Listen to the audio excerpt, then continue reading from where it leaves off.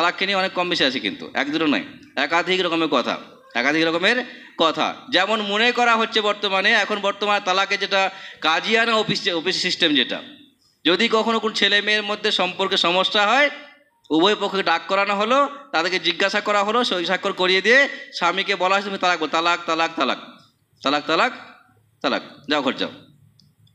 এখন এই যে তালাক তালাক তালাক একই জায়গাতে আপনি একই সময়ে একাধিকবার বলা করালেন, আপনি ঠিক কাজ করলেন? জি না, এর অস্তিত্ব ইসলামে কোথাও নেই। কেন আপনি করলেন এটা? প্রথম কথা, এককালীন 3 বার তালাক বলতে কেন বাধ্য করলেন? এটা ভুল পদ্ধতি, ইসলামে এটা কোথাও অস্তিত্ব নেই। 2 নম্বর, যে 3 বার তালাক বলতেই বললেন, কারণ তো আপনাকে উল্লেখ করতে হবে। যদি উল্লেখ করতে না পারেন তাহলে আপনাকে আল্লাহকে জবাবদিহি করতে হবে, কারণ একসাথে 3 তালাক হয় না। ইসলামে কোনো অস্তিত্ব নেই এর। একই জায়গাতে নয়, একসাথে একইবারে 3 বার তালাক কথাটাই বাজে কথা।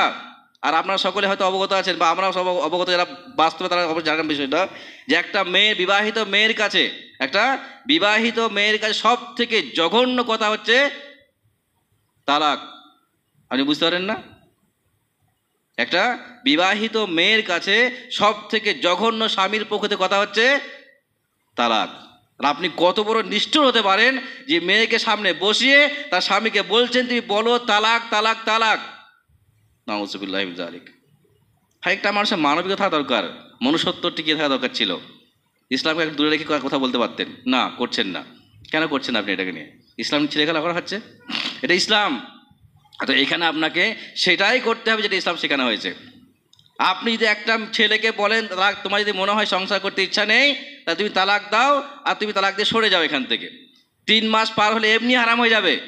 3 মাস পার হয়ে গেলে এমনি বিবাহটা নষ্ট হয়ে যাবে, বিবাহ টিকবে না। আর একবার বললেও বিবাহ টিকবে না, 3 বার বললেও বিবাহ টিকবে না। তো 3 বার বলতে বাধ্য করছেন কেন? আপনি কেন করছেন? আপনি একেবারে চিরস্থায়ী হারাম করতে চাইছেন। প্রথম কথা, পদ্ধতিটাই ভুল, কোনো অনুমতি ইসলামে নেই, একবারে এই কাজটা হয় না। ইসলাম যখন কোনো বিধান চালু করে রাখে তখন তার পিছনে যুক্তি থাকে। যদি আপনি কখনো সমাজ নিয়ে মিশেন বুঝতে পারেন বিষয়টা। কোনো একটা ছেলে মেয়ের মধ্যে বিবাহ হলো, একটা লম্বা সম্পর্ক হলো, বেশ কিছুদিন পর অশান্তি হয়ে মেয়ে বাড়ি চলে এলো, যেটা হয় আর কি। আর এটা বেশিরভাগ হয়ে থাকে হয়তো মায়েদের পক্ষ থেকে। যাক, মেয়েরা বাড়ি ফিরে এলো, এখন কী হলো, ডিভোর্স করিয়ে নাও। তখন সেই মুহূর্তে আমি ডিভোর্স করে দেখেন কী সমস্যাটা হবে। আবার দেখবেন 15-20 দিন পর, 1 মাস পর, 2 মাস পর দেখবেন আবার ওদের মধ্যে একটা সম্পর্ক গড়ে উঠছে। আপনি কি জবাব দেবেন? আপনি এই যে কোর্টে নিয়ে গিয়ে, ম্যারেজ অফিসে নিয়ে গিয়ে আপনি একদম এক চান্সে 3 তালাক দিয়ে সই স্বাক্ষর করিয়ে বলে তালাক হয়ে গেল, যদি 2 মাস পরে ওদের মধ্যে সম্পর্ক ফিরে, আপনি কী জবাব দেবেন? আছে কোনো জবাব আপনার কাছে? তখন আপনি ফতোয়া দেবেন হালালা করো। নাউযুবিল্লাহ, আস্তাগফিরুল্লাহ। ভুল আপনি করছেন, আবার হারাম কাজ করতে বাধ্য করছেন ওই ছেলেকে বা মেয়েকে। কেন বলতে পারেন? যখন আপনি ভুল সিদ্ধান্ত নেবেন, যখন আপনি ভুল ফতোয়া দেবেন, তার দায় আপনাকেই নিতে হবে। আর তার জন্য যতগুলো হারাম সম্পর্ক সবটার দায়িত্ব আপনাকে নিতে হবে। হালালার মাধ্যমে যতগুলো ছেলে মেয়ে জড়িত আছে সবাই হারাম বেবিচার করেছে, সবাই বেবিচার করেছে, আর সবাই বেবিচার করছে, আর করছে ইসলামের দোহাই দিয়ে। তার থেকে মাত্র বিষয় এইটা, সে বেবিচার করছে গুনাহ কাজ, আল্লাহ মাফ করবেন হয়তো। জিনা করছে গুনাহের কাজ, আল্লাহ মাফ করবেন হয়তো। কিন্তু আপনি যে ইসলামের দোহাই দিয়ে জিনা করাচ্ছেন, লজ্জা লাগে না আপনাকে? তালাকের নামে কি করছেন? এটা কি হচ্ছে? এটা হচ্ছে আমাদের অবস্থা। ইসলাম বলছে যে একটা ছেলে যদি সম্পর্ক থাকতে না চায়, সে তালাক দেবে, আর সে অপেক্ষা করবে, আর সেই মেয়েকে তার ঘরেই রাখতে হবে। কতদিন? 3 মাস রাখবে। 3 মাসে যদি কোনো সমাধান না হয় তাহলে সেই মেয়ে ঘরে যাবে আর তালাক হয়ে যাবে। 1 তালাক হবে, কিন্তু আবার ফাইনাল তালাক নয়, এটা 1 তালাক হবে। তালাকে বাইন বলা হয় এটাকে। 1 তালাক হবে। যদি প্রয়োজন হয়, মনে হয় পরবর্তীকালে কিছুদিন পরে, আর 2 মাস পরে, যে না সম্পর্ক আসা যেতে পারে, বা 6 মাস পরে, 1 বছর পরে আবার তারা সম্পর্ক আসতে পারে বিবাহের মাধ্যম দিয়ে, সহজ পদ্ধতি এটা। তাহলে আপনি একবার বলতে হতো না। আপনি আপনার ফতোয়া মনে করছেন না, আপনি আপনার ফতোয়া দিয়ে আসছেন, আর এই 3 তালাক করিয়ে নিয়ে আপনি হারাম করলেন।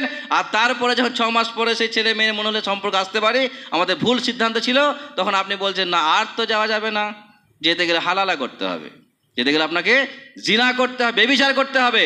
আমি বেবিচার নামে দিচ্ছি, কারণ ইসলামে যে জায়েজ না যেটা, তার নাম বেবিচারই হবে। হালালা মানে হচ্ছে শর্ত সাপেক্ষ বিবাহ। ইসলামে সম্পূর্ণ হারাম ছিল, আজও হারাম। শর্ত সাপেক্ষ বিবাহ ইসলামে জায়েজ নয়। আপনি কোনো একটা ছেলেকে রাজি করছেন, কোনো একটা মেয়েকে রাজি করছেন, আর বিয়ে করতে বাধ্য করে আবার তালাক দিতে বাধ্য করছেন, এটা শর্ত সাপেক্ষ বিবাহ, এটা ইসলামে সম্পূর্ণ হারাম। এর কোনো অস্তিত্ব ইসলামে নেই। এটা সম্পূর্ণ হারাম শুধু নয়, এর মাধ্যমে যারা থাকবে, যারা জড়াবে, সবাইকে গুনাহগার হতে হবে, সবাই বেবিচার জিনার দায়ে গুনাহগার হবে। জবাবদিহি করতে ভালো কাছে গিয়ে আপনি কোথায় পেয়েছেন? ইসলামের আপনি পেলেন কোত্থেকে? কেন করতে বাধ্য? ফতোয়া আছে 3 তালাক দিলে হারাম হয়ে যায়। ইসলামে নেই, কিন্তু নাম হচ্ছে ইসলামে, ইসলামে আদৌ নেই। এটা বাজে একটা দিকে এখান থেকে উদ্ধার হতে পারে। আর যার জন্য আজকে যে 3 তালাক নিয়ে কোর্টে ঝামেলা অনেক কিছু হলো, এই কারণেই হলো। কিন্তু এই 3 তালাক দিয়ে মেয়েদের কষ্ট দেওয়া হচ্ছে, 3 তালাককে মাধ্যম করে মেয়েদের প্রতি অত্যাচার করা হচ্ছে, সত্যিই করা হচ্ছে। আমি আইনের সপক্ষে বলছি না, কিন্তু আমি ইসলামের সপক্ষে বলছি কথা। এখানে আইন চাইতে আইন দেখে নেবে, আমরা ইসলামের কথা সেটা এখানে কথা বলবো এটাই। কারণ ইসলামের কোনো অস্তিত্ব ছিল না, আজও নেই। শুধুমাত্র ভুল রাস্তা পাশে চেষ্টা করা হচ্ছে। আপনি দুজন, একটা ছেলে একটা মেয়েকে ব্যভিচার করতে বাধ্য করলেন, কেন? দায় আপনার নিতে হবে। এই তালাক নিয়ে একটা কথা। ঠিক একইভাবে আরও বেশ কিছু কথা আছে, পরে আলোচনা হবে ইনশাআল্লাহ।